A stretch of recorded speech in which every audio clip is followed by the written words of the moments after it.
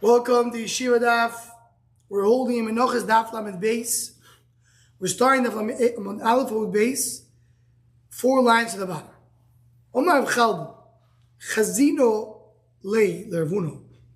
I see Ravuno. Te korich lo me'echod klap ishma.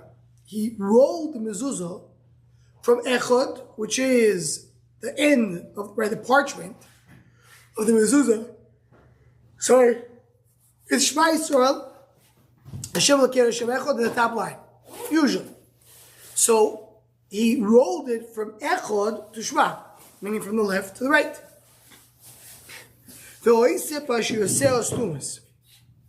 And he did a Parsha Stuma.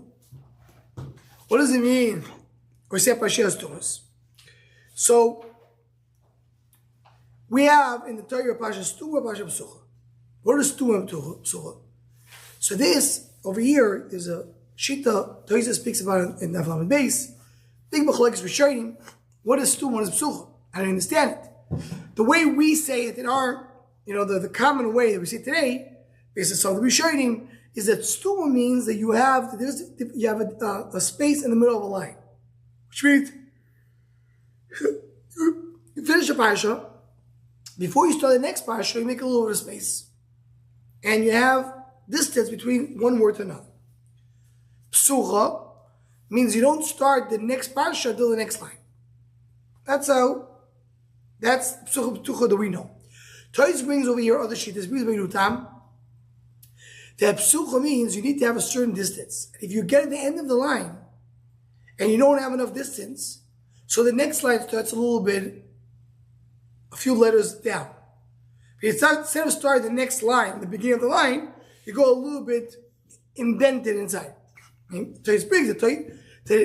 meaning, he says, in our mezuzah, is that V'hoyim Shemay, it doesn't start at the beginning of the line, it starts a little bit inside.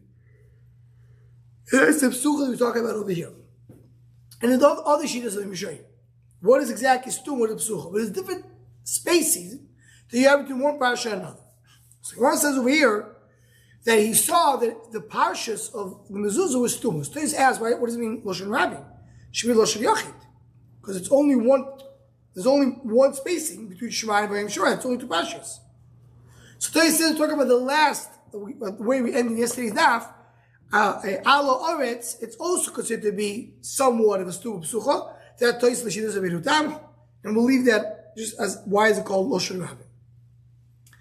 Duchsusus is, we'll see soon when we get to there in the Gemara, it's a part of the parchment, right? Basically the hide. Take the hide, and you split it to 2, and one side is called duchsusus. So, you would take al duchsusus, kemin daf, meaning long, and it was a column which is long and narrow. Makes a little spacing above the Shema and below the end. Does a psucha, that's true. Why are you doing it? Why are you making the spacing? Because B'Torah, Shema, Vayim Shemaya are not right next to each other. They're far away from each other. So we pass it this way. Ma'ila psucha is we pass that you do parsha psucha in mezuzah. Similar loy arevach. Meaning you have to have a little spacing on top, spacing below. The kama revach, how much is supposed to be on top? Which means it's like a type of bookmark made out of wood, according to Rashi, that holds on the pages for them not to fold. So you need to have space to put that clip. You didn't know what Rav said that we pass it this way is regarding the spacing. It goes based on the minhag. And the minhag should do stumo.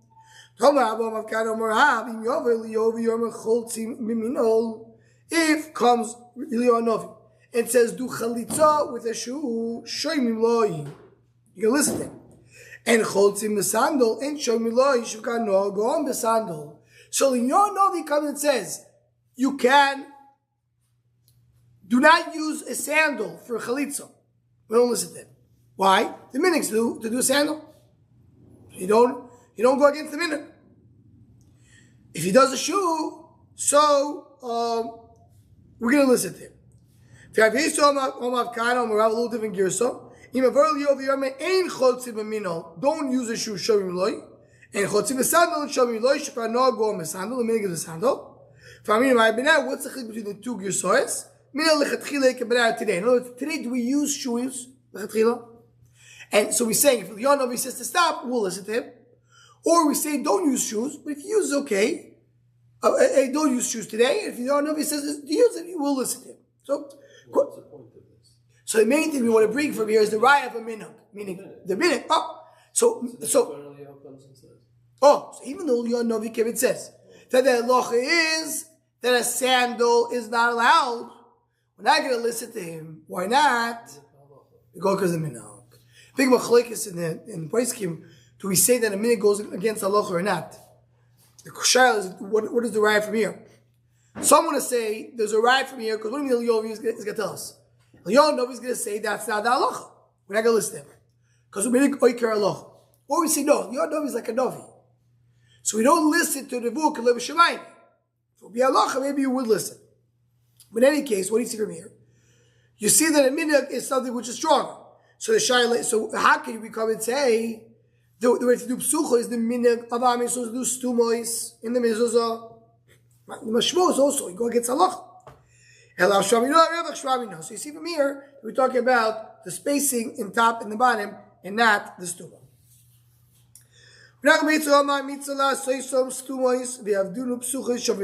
No, so really he explains this theory.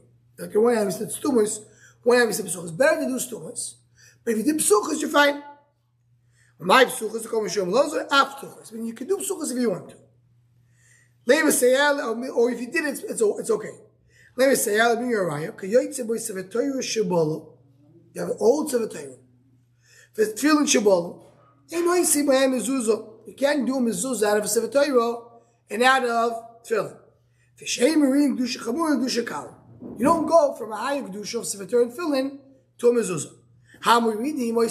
Without that issue, I would use a Sevatoyu for a mezuzah. Says, 1 second, but the difference between Shema or the difference between V'hoyo is Stumos. So if I'm taking Shema and V'hoyim Shemoyim from the Sefer Torah, it will be Stumos. Here's where it goes in back to the discussion what's Stumos and Pesuchos. What does it mean? You can take that, if you take the parasha, how will it be Stumos when you connect it together? According to Rabbi Tais, it means you don't have enough distance, enough spacing to create that thing. Rashi, there's a shito here, Pasha Rashi, when it says you take Shema V'hoyim Shemoyim from a Sefer Torah, what does it mean? So many Rishonim learn it means you take Shema, you cut, you take V'hoyim Shemoyim, you cut it, and you put it one next to each other. So where is the Stumus? Stumus means, especially the way we understand Stumus, means you have a space in the middle of the line. I'm cutting a part of Shema, covering Shema, it's not Stumus. I don't want to say Stumus, maybe it means something else. It means how much space you have between the two, or how much space you have at the beginning of the line. Some would have learned that Pshat is he's not taking Shema and V'hoyim Shemoyim only. He's taking the entire Sefer Torah from Shema to V'hoyim Shemoyim. Meaning Shema is the Pashas Vayischanan, V'hoyim Shemoyim is the Pashas Eikiv. He puts all that into the mezuzah. Doesn't cut it. You don't need to put so much, but he did. So now we're saying two mezuzahs. Now the Sefer Torah is written. Says the Gemara, Dilbul Hashlim. No. Maybe he's not talking taking the Parsha Shema and V'hoyim Shemoyim. Taking one line from Shema and V'hoyim Shemoyim that you're missing, you put it into. Says the Gemara, I'm reading what you see. If you could lower from Sefer Torah and Tefillin to mezuzah, you would do it. We learn the bright so Allah we learn like Sinai. We're gonna keep passing the tissue back to there. Just a tree. What? Oh. Shkiach. So, apologize. Goes like this. What's the din? Halacha b'shmir Sinai tefillin ala klav umezuzo al duchsostos. What is klav and duchsostos? This is the Misharim, but the way it comes out from Rashi is Masechet Shabbos. You take the hide, you split into two. The top part, the part that was facing the outside, the exterior part, is the klav. And the bottom part, the interior one, is called duchsostos. Okay?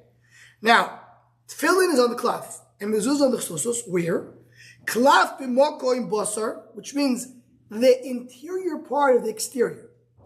So if I take the klav, which is the part that faces the air, you write it in the inner part. And duchsostos b'moko b'seyah.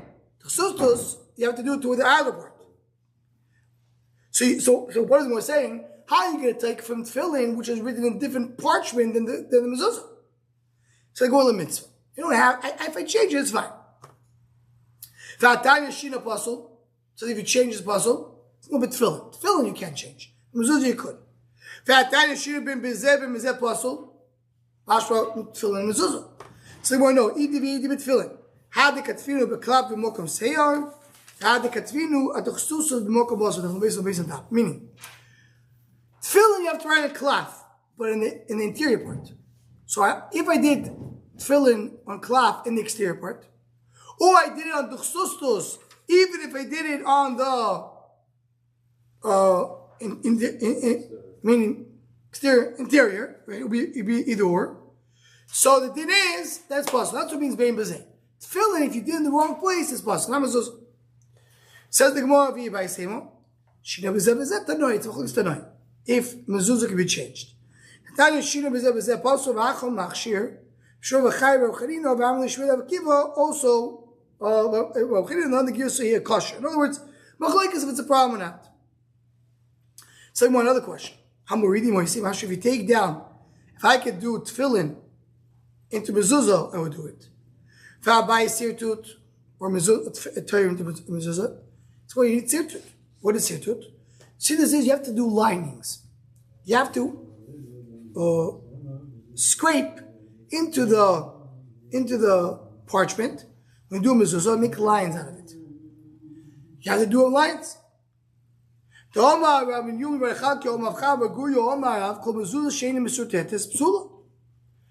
can you do it? So how can you do it without a situt? So Tosis learns that tefillin doesn't need situt. It was a rational. So the question is, how do I change with tefillin doesn't need situt to mezuzah doesn't need situt? Tosis argues Tosis all tefillin doesn't need situt. Question is, it's Sefer Torah. Sefer Torah doesn't need situt only on the outside borders. No, because I think you have to write it on the circuit. You have to write like on the lines. Yeah.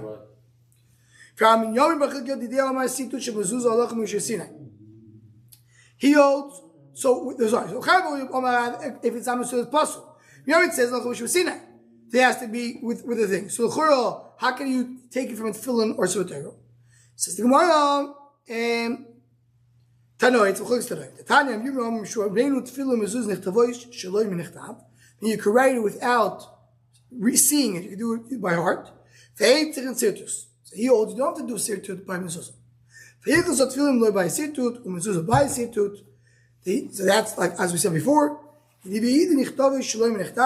all are written without looking inside, just by heart. By time of migras greasing, you can remember it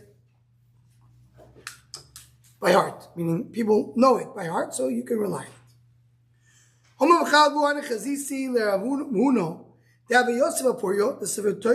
it. So he came to sit on a bench, on a bed, and there was a Sefer Torah there. So it wasn't right to sit with the Sefer Torahs. The kaf lekado arus, he put a bucket or a clay pitcher on the floor. Why? It didn't they sit on the bed. It's not right to sit in the same place where you have a Sefer Torah. That's a meaning today. You don't have Sfarim where you're sitting down. So it's not a problem to sit on the same level. If I'm supposed to tell you, but one second it was nice and what? It says Sefer Torah, but our meaning is also for any Sfar. That's the meaning. I think the Shulchan Aruch says it, if I'm not mistaken. You sit on a couch and there's a siddur there, you can't sit. You pick it up. Like, usually, that's always the meaning. Like I spoke about minhag. People come, you sit on a chair, you don't sit where the sefer is, you pick it up. Okay? I have a sefer on the chair. I pick it up and I can sit where it is. So more brings the machlekes. You're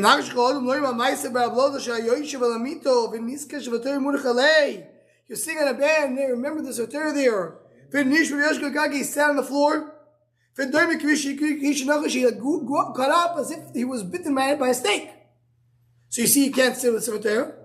So now there, the Sefer Torah was on the floor. So that's why it bothered him very much. Not right. He got up right away. But if it's on the same level, that's not a problem. If he wrote the mezuzah Igeres, what's Igeres? So Rashi brings you two nikudas. Either that it was without sirtut. Toys disagrees because on sirtus you can't change. Or he's not so careful with chaseres v'yaseres. He didn't write like a Sefer Torah to be very careful with every letter. There was some mistakes over there. So, psula, my time. Also, ksiva mi sefer. Young Shovim sefer. Rashi brings which sefer? Either a sefer of Gittin, or a sefer of Tovus B'Sikorim, a sefer regarding Amalek. So you learn from there it has to be written correctly. If you put a mezuzah on a stick, puzzle. Again, big machlekes in the Mishnah, exactly how you put it. The way it comes up from Rashi is that he is not putting the mezuzah on the door. He's putting it on a pole. My time is Sharecha Bina. Tayam Yachit Lo B'Mokel, he hanged it on a stick. Or Shinicha Achar Delas, he put it inside of the door. In other words, in the interior part of the door, behind the door. Sakana Vein B'Mitzvah. Why the Sakana? Rashi says the Sakana is because the Mazikim, if you don't put the mezuzah in the right place, so it's the Mazikim will come to the house. That's the Sakana. So behind the door is the wrong place, it's not in the door. Because the door, the time of the Gemara, the door is to close on the doorpost. So put it behind it, it's out of the doorpost. So that's the Sakana. Toitzul and Sakana is more technical. That you may hit it when you go in and hurt yourself. So that's the Sakana. Pema Mitzvah. Says the Gemara, so the people of Mun Bazamelech used to travel, and when you travel, you don't have to put a mezuzah. So they were traveling the whole time, so they never had a mezuzah. So in order to remember the mezuzah, they put the mezuzah on a pole. Because putting it on a pole is not the right way to do it. So they did that way just to remember the mezuzah without using the mezuzah.